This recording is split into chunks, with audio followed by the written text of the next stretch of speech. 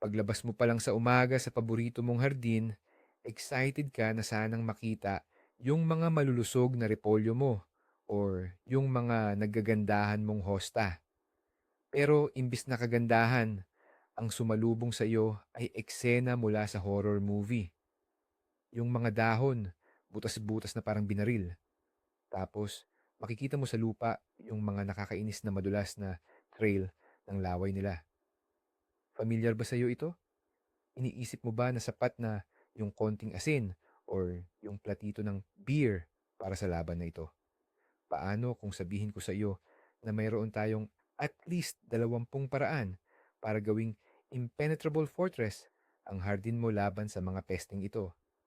At ang maganda pa, halos lahat ng methods na ito ay safe gamitin sa halaman, sa mga alaga mo, at maging sa iyo mismo. Sa video na ito, ibubunyag natin ang lahat ng sikreto, mula sa mga patibong na madaling gawin hanggang sa mga barrier na hindi talaga kayang lampasan ng mga mollusk na ito. Kaya huwag kang aalis dahil malalaman mo kung anong pinakasimple at pinaka-unexpected na paraan ang magiging sandata mo sa digmaan na ito para sa iyong ani. Handa ka na bang sumagot sa mga madudulas na mananakop na ito? Bago tayo dumiretso sa mga solusyon, silipin muna natin saglit kung sino ba itong kalaban natin. Sino ba talaga ang mga slug na ito? Sila ay mga gastropod mollusk, pinsan ng mga suso, pero wala lang silang bahay or shell. Ang katawan nila ay 80% tubig at ito ang kanilang superpower at sabay ding kahinaan. Mahilig sila sa basa at sa lilim, kaya nagiging aktibo sila pagsapit ng gabi kapag umuulan o tuwing maagang umaga kapag may hamog pa sa damuhan. Sa araw, nagtatago sila sa ilalim ng bato, kahoy o sa mga masukal na damuhan, basta't madilim at mamasa-masa. Ang kinakain nila ay parang buffet ng pinakamalalambot at pinakamasarap mong tanim. Mga bagong sibol, sariwang dahon ng lettuce, repolyo, hosta, at hinog na strawberry. Ito ang paborito nilang delicacy. Ang pag-intindi sa kalikasan nila ang susi sa pagkapanalo. Kaya tatamaan natin sila sa kanilang kahinaan. Ang pagka-addict sa moisture, ang malambot nilang balat, at ang mga amoy na ayaw nila. Kapag alam natin kung paano sila nabubuhay at ano ang kinatatakutan nila, makakabuo tayo ng matalino at malakas na depensa para sa ating ani. Magsimula tayo sa isang klasiko na hindi naluluma. Ito ang tinatawag nating beer trap or patibong gamit ang serbesa. Tama ang narinig nyo. Ang mga suso or slug ay talagang mahilig sa inuming may bula. Ang amoy ng serbesa na umaasim o may amoy ng pagbuburo ay humihila sa kanila na parang magnet. Napakadali lang gumawa ng ganitong patibong. Kumuha ng lumang plastic cup o kaya pinutol na bote at ibaon ito sa lupa. Siguraduhin na ang dulo ng cup o bote ay pantay lang sa ibabaw ng lupa. Lagyan ito ng serbesa, mga 1/3 lang ng lalagyan. Ang mga suso na naaakit sa aroma ay gagapang papunta sa party, isang salusalo na hindi na nila malalabasan. May mahalagang paalala, para hindi mahuli ang mga beneficial na insekto tulad ng mga ground beetle, lagyan ito ng bubong gamit ang maliit na piraso ng shingles or kahoy. Mag-iwan lang ng espasyo ng mga 2 sentimetro. Kailangang regular na suriin ang mga patibong na ito, linisin at palitan ng bagong serbesa, lalo na pagkatapos umulan. Maglagay ng ilang ganitong trap sa mga lugar na maraming suso. Halimbawa, malapit sa taniman ng repolyo o strawberry. Isipin nyo na lang ang eksena. Ilang suso na ang nakita nyo sa loob ng tasa. Iyan ang magpapakita kung gaano kaepektibo ang paraang ito. Ang pangalawang paraan ay ang paggamit ng mga hadlang o mechanical barriers. Napakalambot at sensitibo ng katawan ng mga suso o slugs. Kaya't natural lang na iiwasan nila ang kahit anong makakasugat o makakatuyo sa kanila. Gagamitin natin ito sa ating bentahe.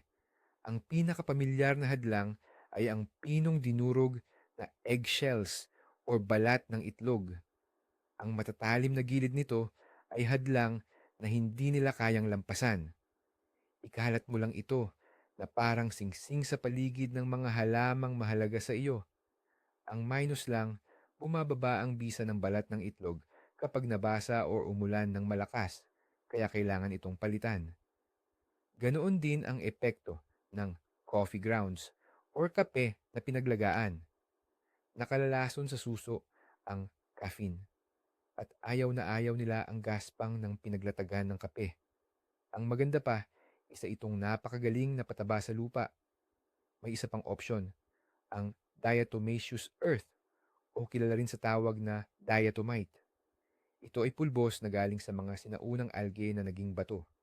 Ang maliliit na partikulo nito ay kasing talim ng labaha. Sinisira nito ang balat ng suso at pinatutuyo sila. Tiyakin lang na gagamitin mo ang food-grade diatomite dahil ito ay ligtas para sa mga tao at alagang hayop.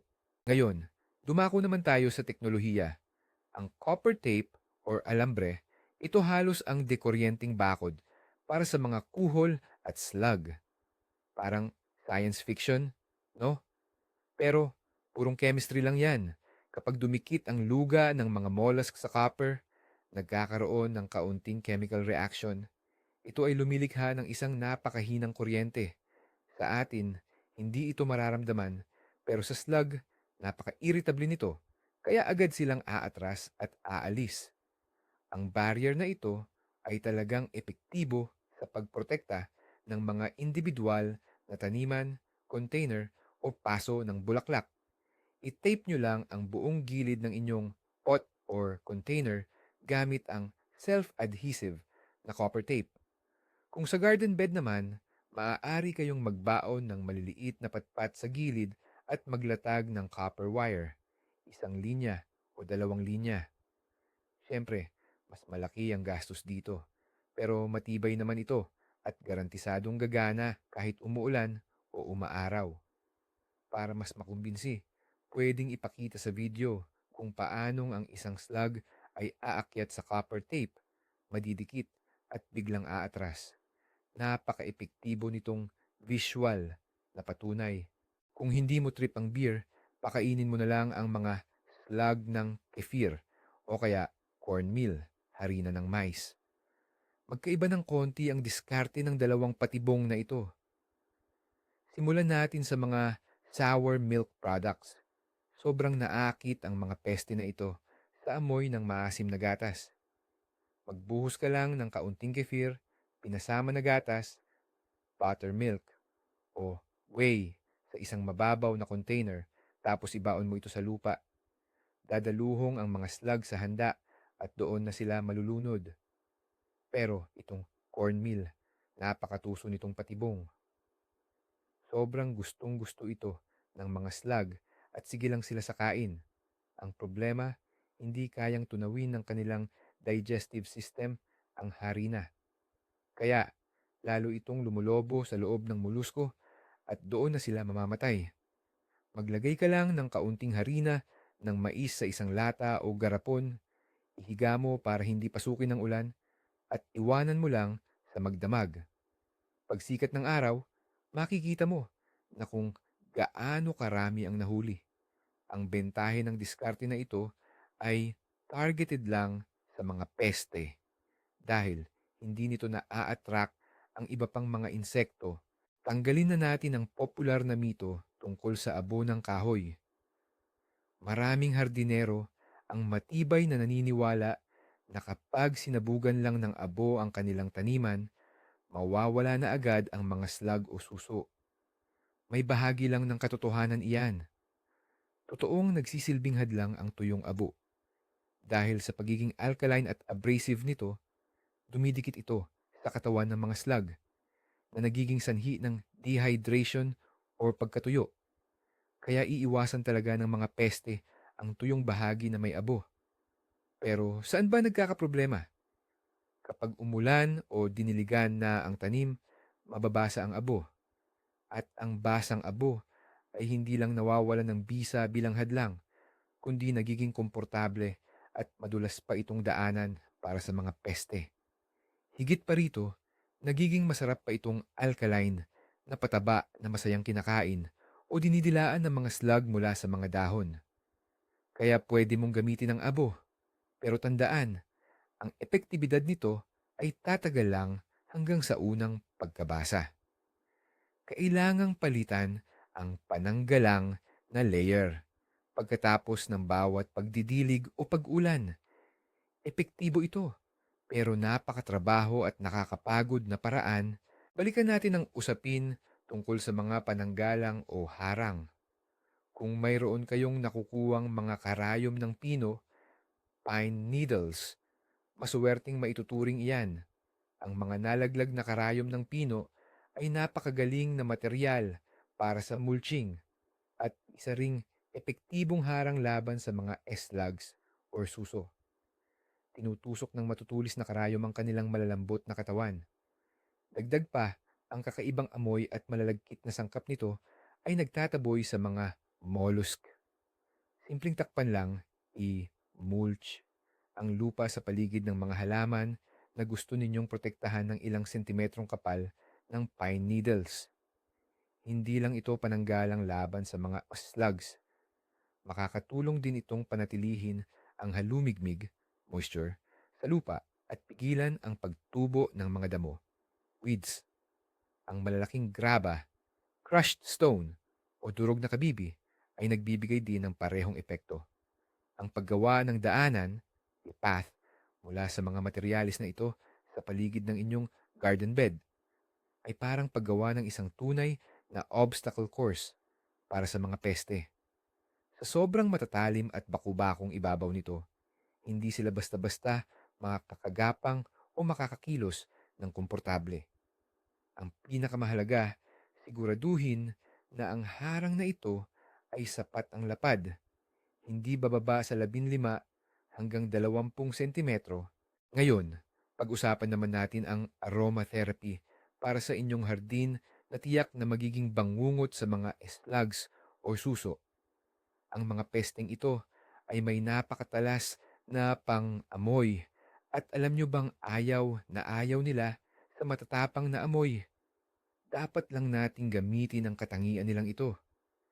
Magtanim kayo ng mga pangtaboy na halaman sa paligid ng mga tanim o sa pagitan ng mga hilera.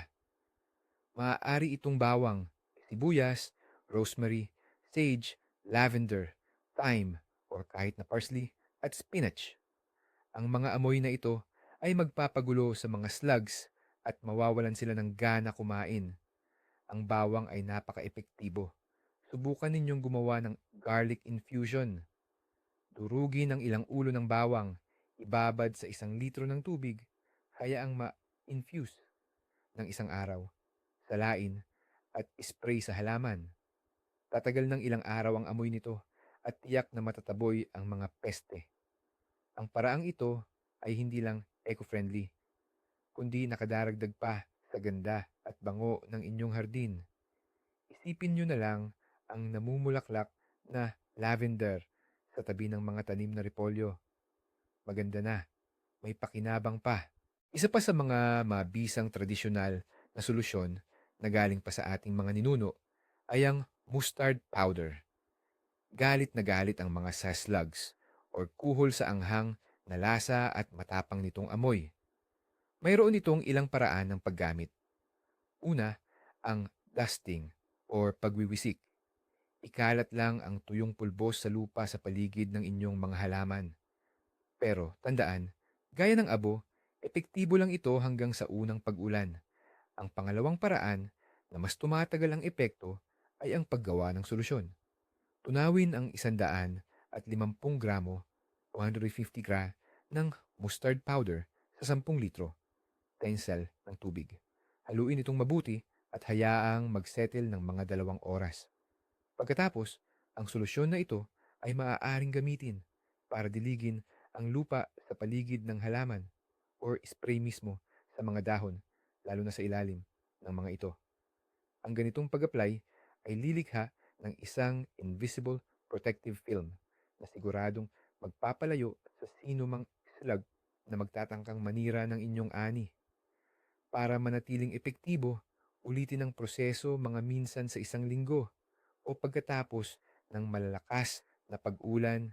Ang ammonia solution ay maituturing na parang isang sandatang kemikal laban sa mga pesteng suso.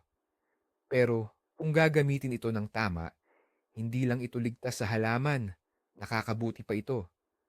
Ang taglay na ammonia na siya ring pinagmumula ng nitrogen ay sustansyang kailangan ng halaman para lumaki. Ngunit, para naman sa mga suso, ito ay nakamamatay. Kapag dumikit ito sa katawan nila, magdudulot ito ng matinding chemical burn. Para makagawa ng solusyon, kailangan mo lang kumuha ng 1 o 2 kutsara ng 10% ammonia solution at ihalo ito sa 10 litro ng tubig.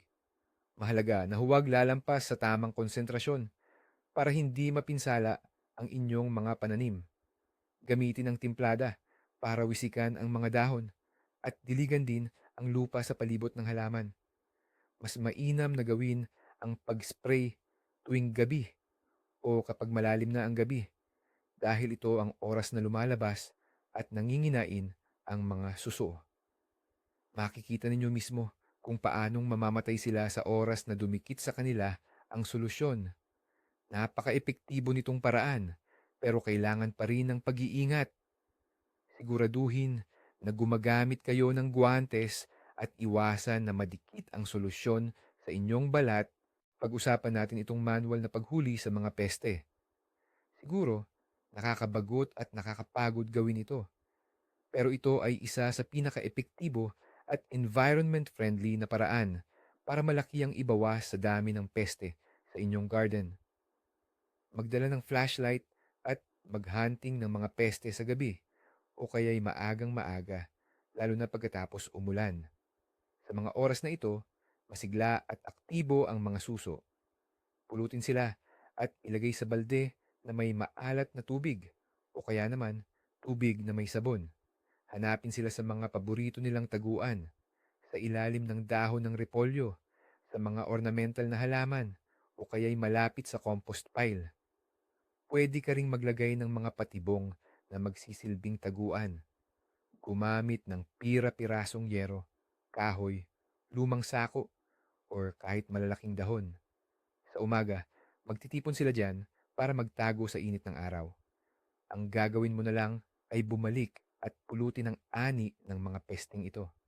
Kapag ginawa mo ito ng regular, sa loob lang ng ilang linggo, bababa talaga ang bilang ng mga suso sa inyong taniman. Iba naman tayo sa matinding solusyon, ang paggamit ng biological methods. Mag-akit ka sa iyong taniman ng mga natural na kalaban ng mga slug. Ang mga pangunahing mga ngaso ng mga pesting ito ay ang mga hedgehogs, palaka, toads, at ilang uri ng ibon tulad ng mga pipit. Para maakit ang mga hedgehogs, mag-iwan ng bunton ng sanga at dahon sa isang liblib na sulok ng hardin. Puwede nila itong gawing bahay. Maaari ka ring mag-iwan ng maliit na lalagyan ng tubig para sa kanila. Upang makahikayat naman ng palaka at toads, sapat na ang gumawa ng maliit na lawa-lawaan o kaya ay magbaon lang ng palanggana na may tubig. Masayang maninirahan ang mga ito malapit sa pinagmumulan ng tubig at sila na mismo ang kokontrol sa dami ng mga slug. Bagamat hindi ito nagbibigay ng agarang resulta, gumagana naman ito pang matagalan. Nagagawa nitong lumikha ng isang balanse at natural na ekosistema sa iyong hardin kung saan ang kalikasan na mismo ang nagre-regulate ng bilang ng mga peste. Ito ang pinakaangkop at pangmatagalang paraan para lutasin ang problema. Ang isa pa sa biological methods na hindi pa gaanong sikat ay ang paggamit ng predatory nematodes, lalo na ang species na tinatawag na Phasmarhabditis hermaphrodita. Pakinggan mo, parang ang komplikado, pero sa totoo lang, Sobrang simple nito. Ang mga ito ay maliliit na uod na halos hindi mo makita at sila ang mismong parasito ng mga suso o slugs. Pumapasok sila sa katawan ng suso at dinadapuan ito ng isang espesyal na uri ng bakterya na siyang mabilis na pumapatay sa host. Pagkatapos, dumarami ang mga nematode na ito sa loob ng patay na suso at aalis sila para maghanap pa ng ibang mabibiktima. Mabibili ang produktong ito sa mga garden center. Kadalasan, powder form ito na kailangan lang haluan ng tubig at idilig sa lupa. Aktibo ang mga nematoda sa loob ng ilang linggo at kayang linisin ang inyong bakuran mula sa mga suso sa loob ng matagal na panahon. Tiyak na ligtas ito para sa mga tao, alagang hayop, earthworms, at sa mga halaman. Sa ngayon, masasabing isa ito sa pinakamoderno at pinakaepektibong biological method na makikita natin. O, kumusta naman ang asin? Ang pagbuhos ng asin mismo sa slug ay garantisadong pamatay. Agad nitong sinisipsip ang lahat ng tubig sa katawan nito, kaya mamamatay ito sa dehydration. Pero may malaking panganib dito. Huwag na huwag mong aasinan ang lupa sa paligid ng mga halaman dahil mauuwi iyan sa mga soil salinization o pagkaalat ng lupa.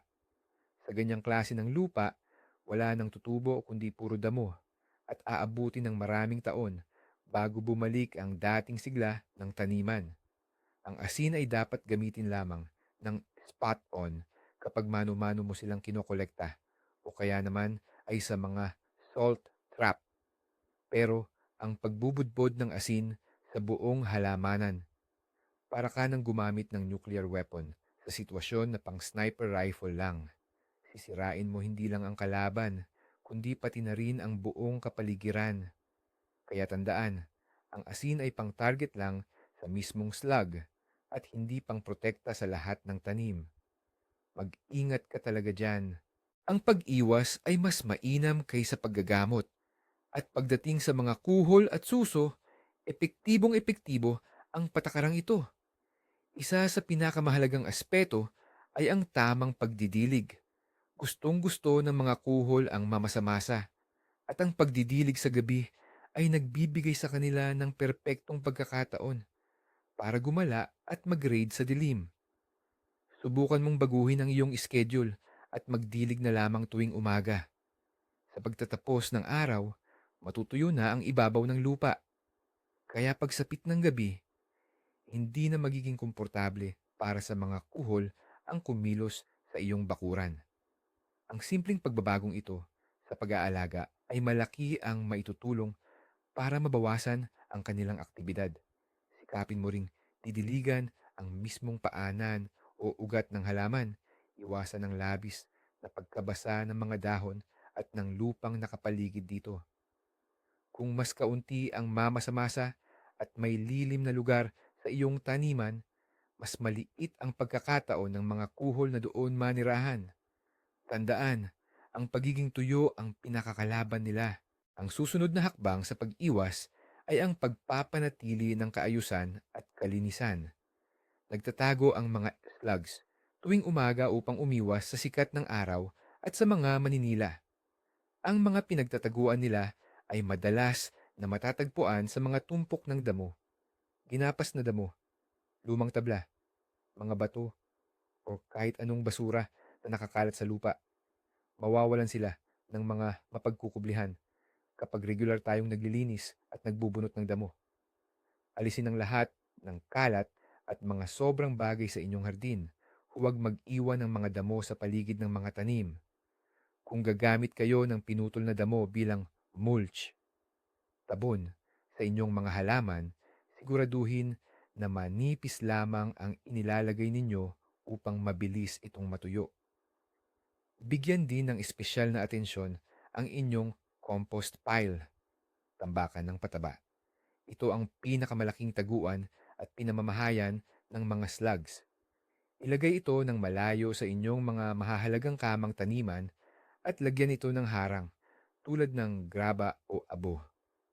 Kapag mas kaunti ang madidilim, mamasa-masa at tagong lugar sa inyong bakuran, hindi ito magiging kaakit-akit para sa mga molusko. Ang pagkakaroon ng kaayusan ay hindi lamang nakakaganda, kundi nakasisiguro pa ng kaligtasan ng inyong ani.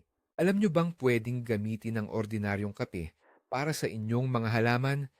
Ang matapang at natural na kape na pinalamig sa room temperature ay nagsisilbing napakagaling na pantaboy ng peste o repellent. Gaya ng nasabi na natin, nakakalason sa mga kuhol at dulo, slugs, ang caffeine. Kapag inispray mo ang solusyon ng kape sa mga dahon, lilikha ito ng manipis na film na nagtataboy sa mga peste. Bukod pa rito, isa rin itong magaan na pampakain sa halaman na siguradong hindi makakasama. Para makagawa ng solusyon, magtimpla ng doble, 2 beses na dami, ng giniling na kape. Palamigin ito at ilipat sa isang ink sprayer o pulverizer. Spray ang mga halaman at bigyan ng espesyal na atensyon ang ilalim ng mga dahon. Ang amoy ng kape ay makakatulong din para ma-deodorize at magulo ang pandama ng mga kuhol. Ang pamamaraang ito ay perpekto para protektahan ang mga halaman tulad ng hosta, letsugas at iba pang pandekorasyon at pananim na gulay. At syempre, magiging amoy kapehan, parang isang maaliwalas na coffee shop, ang inyong hardin. Isa pang kapakipakinabang na pananggalang na maaari nating gamitin ay ang balahibo. Opo, ang pinakakaraniwang balahibo lang ng tupa. Mabibili ito sa mga tindahan ng halaman bilang pellets o simpleng hibla. Ano ba ang sikreto nito? Una, ang mga himulmol ng balahibo ay sobrang nakaka-absorb. Sipsipin nito ang uhog o slime sa katawan ng mga suso na nagdudulot ng matinding pagkairita sa kanila. Pangalawa, kinukutkutan ng maliliit na hibla ang malambot nilang balat. Kaya, mas gusto na lang nilang huwag tawirin ang harang na ito. Ikakalat mo lang ang balahibo na parang bilog sa paligid ng mga halaman na gusto mong protektahan. Pangmatagalan ang paraang ito, eco-friendly, at kapag nabubulok na, nagiging dekalidad na abono pa itong mayaman sa nitrogen. Partikular na epektibo ito sa paghahardin sa mga paso, container gardening, o kaya naman para lang sa pag-iingat sa mga halaman na sobrang mahalaga sa iyong koleksyon. Hindi rin dapat kalimutan ang tamang pagpili ng halaman. Kung taon-taon na lang sinasalakay ng mga kuhol o slugs ang iisang uri ng pananim, baka kailangan na nating baguhin ang plano ng pagtatanim. May mga halaman kasi na sadyang hindi kinakain ng mga kuhol o para sa kanila ay hindi masarap.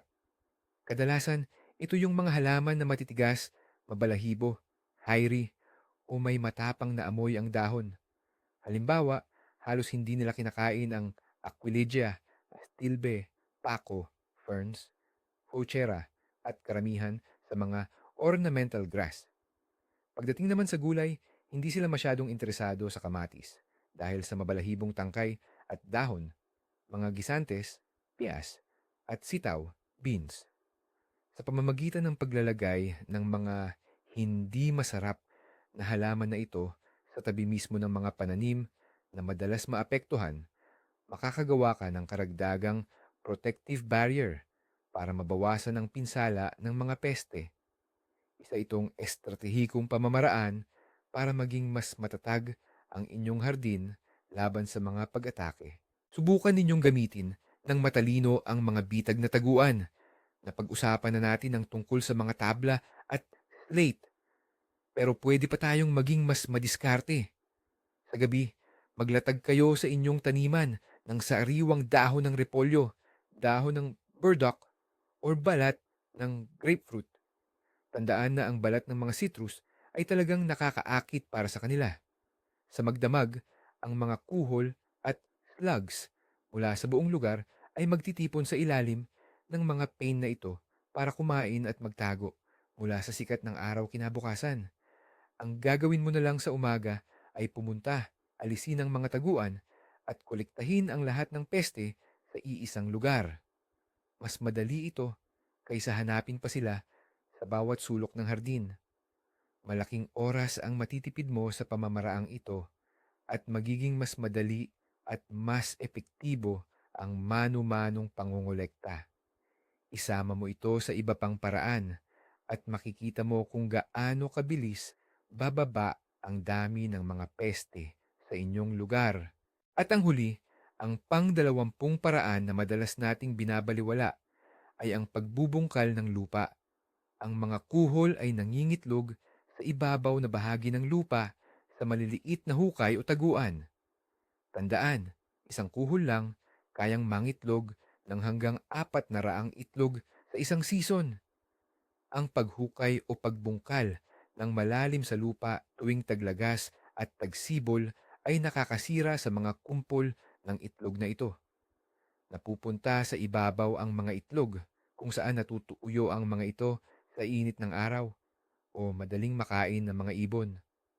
Nakakaistorbo rin sa mga kuhol ang madalas na pagbubungkal sa pagitan ng mga hanay ng halaman tuwing tag-init dahil hindi na sila makakagalaw ng maayos o makakapagtago sa mga lamat at bitak ng lupa. Hindi talaga gusto ng mga kuhol ang tuyo at bungkal na lupa. Ang simpleng agri-technique na ito ay hindi lang nagpapaganda ng istruktura ng lupa at nagpapadali sa paghinga ng ugat, kundi isa ring mahalagang bahagi ng kumpletong programa para labanan ang mga matatakaw na molusko na ito. Kaya huwag tayong maging tamad, mag-asikaso at magbungkal. Sa ganitong paraan, mas magiging ligtas ang inyong ani. Ayan, na-discuss na natin ang 20 paraan para labanan ang mga kuhol at slug. Kaya, alin ba talaga sa kanila ang pinakamahusay?